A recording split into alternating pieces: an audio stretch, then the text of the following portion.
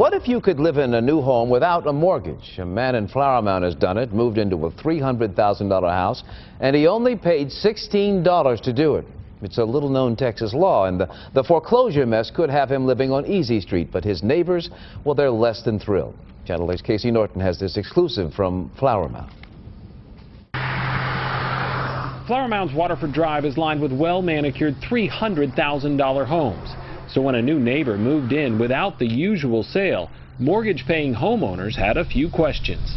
What paperwork is it and how is it legally binding if he doesn't legally own the house? He just squats there.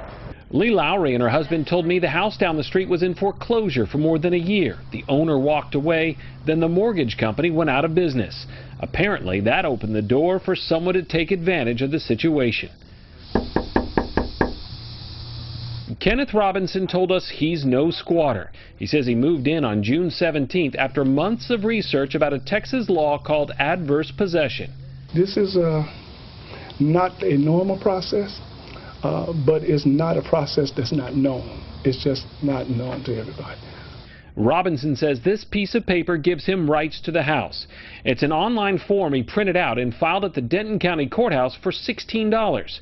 It says the house was abandoned and he's claiming ownership.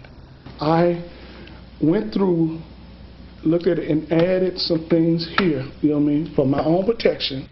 The house is virtually empty, just a few pieces of furniture, no running water or electricity. But Robinson says just by setting up camp in the living room, Texas law gives him exclusive negotiating rights with the original owner.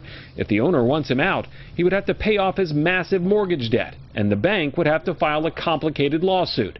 Robinson believes neither is likely, so if he stays in the house, after 3 years, he can ask the court for the title. That's your goal eventually, is to have title of this home, to be the owner of this home? Absolutely.